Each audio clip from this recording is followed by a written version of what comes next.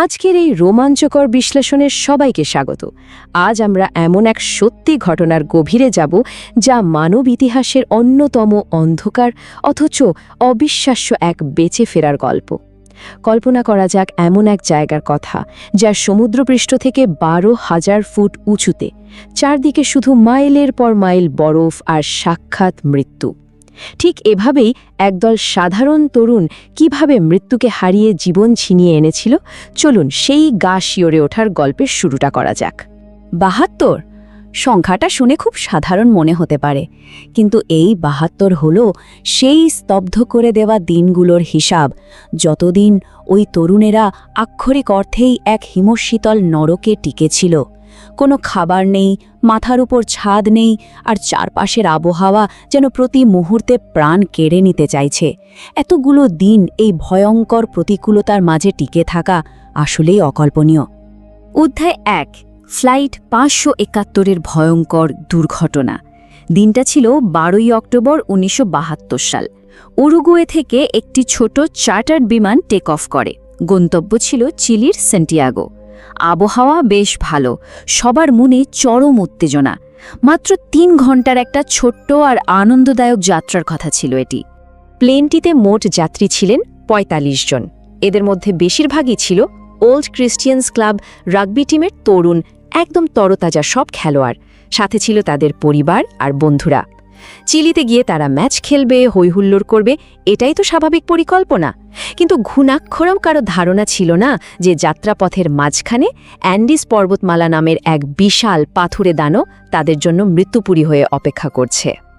এই পুরো ৭২ দিনের দুঃস্বপ্নের টাইমলাইনটার দিকে একবার চোখ বোলানো যাক। একটি সাধারণ ৩ ঘন্টার ফ্লাইট কিভাবে কয়েক মাসের এক জীবনমৃত্যুর সংগ্রামে পরিণত হয় তা ভাবলে রীতিমতো গায়ে কাটা দেয়। ১২ই অক্টোবরের সেই আনন্দদায়ক উড্ডয়ন থেকে শুরু করে ১৩ তারিখে মর্মান্তিক দুর্ঘটনা, এরপর উদ্ধার কাজ বাতিল, তুষারধস এবং অবশেষে ডিসেম্বরের শেষ দিকে সেই অবিশ্বাস্য উদ্ধার কাজ। প্রতিটি তারিখ এক একটি ভয়ঙ্কর ইতিহাস। ১৩ই অক্টোবর দুপুর গড়িয়ে বিকেল ৩:২২। প্লেনটি অ্যান্ডিজ পর্বতের উপর দিয়ে উঠছে। এমন সময় হঠাৎ আকাশ ঘন কালো মেঘে ঢেকে গেল। ভয়ঙ্কর এক টার্বুলেন্সে প্লেনটি শূন্যের মধ্যে পাগলের মতো আছড়ে পড়তে থাকল।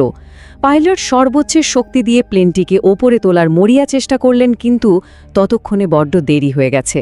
পাহাড়ের চূড়ায় প্রবল বেগে আঘাত হেনে প্লেনের পেছনের অংশ পুরো আলাদা হয়ে যায়, আর বাকি অংশটা প্রায় ৩৫০ কিলোমিটার বেগে বরফের উপর দিয়ে পিছলে গিয়ে নিচে এক বিশাল হিমবাহের সাথে ধাক্কা খেয়ে থেমে যায়। এই ভয়াবহ ক্র্যাশের পর প্রাথমিকভাবে ৩৩ জন বেঁচেছিলেন।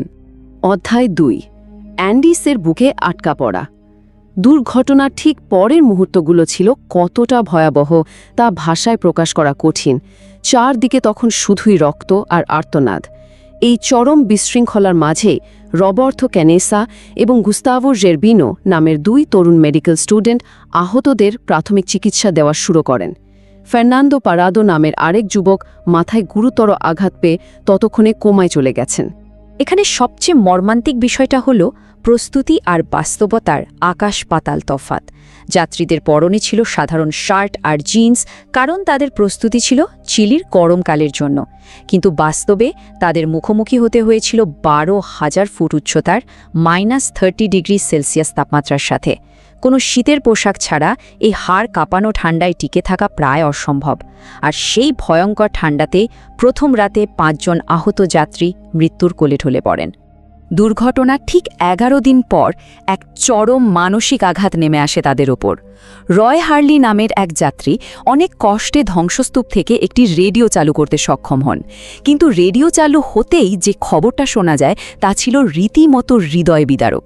অনুসন্ধান অভিযান স্থায়ীভাবে বন্ধ করার ঘোষণা দেওয়া হয়েছে, মানে বাইরের পৃথিবী তাদের মৃত বলে ধরে নিয়েছে। এই একটা খবরেই পায়ের নিচ থেকে মাটি সরে যায়। সবাই বুঝে যায় কেউ তাদের বাঁচাতে আসছে না। অধ্যায় ৩, চূড়ান্ত আত্মত্যাগ। রেডিওর সেই খবর শোনার পর সবার মানসিক অবস্থা ঠিক কেমন হয়েছিল সেটা বোধহয় আমরা কেউই পুরোপুরি অনুমান করতে পারব না। চারপাশের বিশাল বরফের পাহাড়ে তারা সম্পূর্ণ একা। এর মধ্যে কোমা থেকে জেগে উঠেছেন ফার্নান্দো পারাডো, কিন্তু জেনে শুনেছেন তিনি তার মা এবং ছোট বোনকে হারিয়েছেন। এই চূড়ান্ত হতাশার মুহূর্তে শোক করারও যেন সময় নেই, কারণ বেঁচে থাকার জন্য এখন নিতে হবে এক চরম সিদ্ধান্ত। 12,000 ফুট উচ্চতায় কোনো গাছপালা বা পশু পাখি নেই। শুরু হয় মরিয়া পদক্ষেপ। প্রথম কদিন প্লেনে থাকা সামান্য চকলেট আর ওয়াইন খুব মেপে মেপে খাওয়া হয়েছিল। পরিস্থিতি এমনও দাঁড়ায় যে একটা সামান্য চীনাবাদামকে 3 দিন ধরে একটু একটু করে খেতে হয়েছে। খিদের জ্বালায় প্লেনের সিটের ভেতরের তুলো আর চামড়া খাওয়ার চেষ্টাও চলে, কিন্তু তাতে শরীর আরও খারাপ হতে থাকে।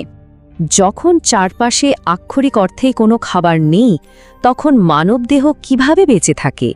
অনাহারে মৃত্যু যখন একদম চোখের সামনে, তখন রবার্টো ক্যানেসা এক নজিরবিহীন প্রস্তাব দেন।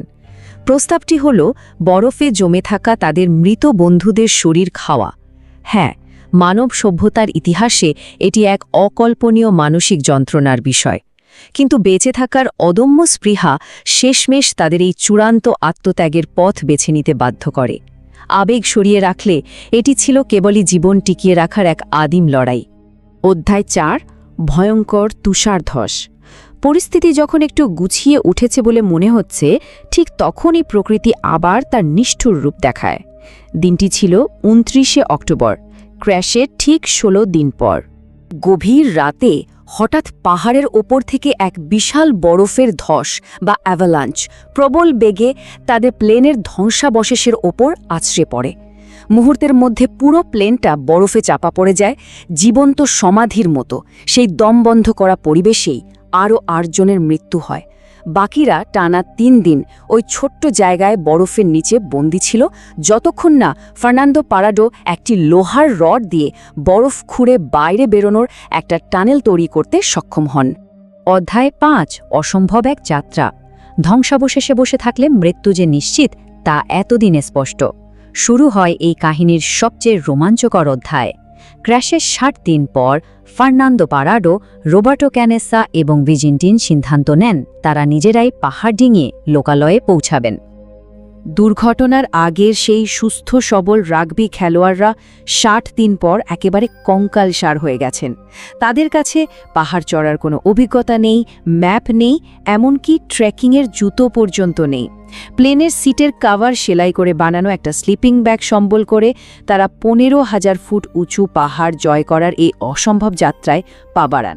ভাবা যায়, এটা অসীম ইচ্ছাশক্তির এক জ্বলন্ত প্রমাণ।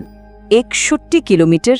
খাবারের অভাবে ফেজেন্টিনকে প্লেনের কাছে ফেরত পাঠিয়ে দেওয়ার পর পারাডো আর ক্যানেসা টানা 9 দিন ধরে এই দুর্গম পাহাড়ি পথ পায়ে হেঁটে পাড়ি দেন। মাইনাস তাপমাত্রায় অক্সিজেনের অভাবে প্রতি পদে পদে মৃত্যুর হাতছানি। তাকে জয় করে এই 61 কিলোমিটার পথ হাঁটা এক অমানবিক শারীরিক ও মানসিক শক্তির পরিচয়। এই হাঁটার সময় তাদের শারীরিক অবস্থা কতটা ভয়াবহ ছিল তা শুনলে অবাক হতে হয়। রোবার্টো ক্যানেসার ওজন কমে তখন মাত্র 44 কিলোগ্রামে এসে দাঁড়িয়েছিল। একজন পূর্ণবয়স্ক মানুষের ওজন যখন অর্ধেকে নেমে আসে, তখন এক পা হাঁটাও কতটা কষ্টের তা সহজেই বোঝা যায়। এটা ছিল অনাহারের এক চরম বাস্তব চিত্র। অধ্যায় 6, অ্যান্ডিসের অলৌকিক ঘটনা। এত কষ্টের পর অবশেষে আসে সেই মাহেন্দ্রক্ষণ। 20 ডিসেম্বর, ট্রেকিংয়ের 9ম দিনে তারা এমন কিছু দেখতে পান যা চোখের জল বাঁধ মানতে দেয় না। রুক্ষ পাহাড়ের বদলে দেখা মেলে নদীর, কিছু গরুর এবং নদীর ঠিক ওপারে ঘোড়ার পিঠে বসা এক মানুষের। জীবনের আলো যেন অবশেষে সামনে এসে দাঁড়ায়। নদীর গর্জনের কারণে কথা শোনা যাচ্ছিল না, তাই পরের দিন ওই ঘোষাওয়ার কাগজ কলম ছুঁড়ে দিলে পারাডো কাপা কাপা হাতে সেই বিখ্যাত চিঠিটা লেখেন। আমি একটি প্লেন থেকে আসছি, আমরা 10 দিন ধরে হাঁটছি, আমরা খুব দুর্বল, দয়া করে আমাদের বাঁচান। এই কথাগুলো শুধু কিছু শব্দ নয়, এগুলো হলো 71 দিনের জমে থাকা আর্তনাদ আর বেঁচে ফেরার তীব্র আকুতি। চিঠিটা পেয়ে নদীর ওপারে সেই মানুষটি, সার্জিও কাতালান, এক মুহূর্ত দেরি করেননি। তিনি ঘোড়া ছুটিয়ে টানা 10 ঘন্টা পথ পাড়ি দিয়ে আর্মিতে খবর দেন। 2 মাস আগের সেই প্লেন ক্র্যাশে এখনও মানুষ বেঁচে আছে, এই খবরটা পুরো দুনিয়াকে কাঁপিয়ে দেওয়ার মতো ছিল। অবশেষে 22 ডিসেম্বর 1972 আকাশে শোনা যায় হেলিকপ্টারের আওয়াজ। বাকি আহতদের যখন উদ্ধার করা হলো তখন ৪৫ জনের মধ্যে মাত্র ১৬ জন মানুষ শেষ পর্যন্ত বেঁচে ফিরেছিলেন। এই ১৬ জনই হল সেই দ্য মিরাকল অব দি অ্যান্ডিসের চূড়ান্ত জয়ী। মৃত্যুকে হারিয়ে জীবনের এই জয়গান সারা বিশ্বকে স্তব্ধ করে দিয়েছিল। আমরা এই বিশ্লেষণের একদম শেষে চলে এসেছি। এই ঘটনাটা মানুষের অদম্য স্পৃহার এক অবিশ্বাস্য উদাহরণ। মানুষ যদি তার ইচ্ছাশক্তি দিয়ে হিমশীতল অ্যান্ডিসকে জয় করতে পারে, তবে মানব মন আর কি বাধা অতিক্রম করতে পারে? এই প্রশ্নটাই বারবার ঘুরে ফিরে আসে। এতক্ষণ সাথে থাকার জন্য অসংখ্য ধন্যবাদ।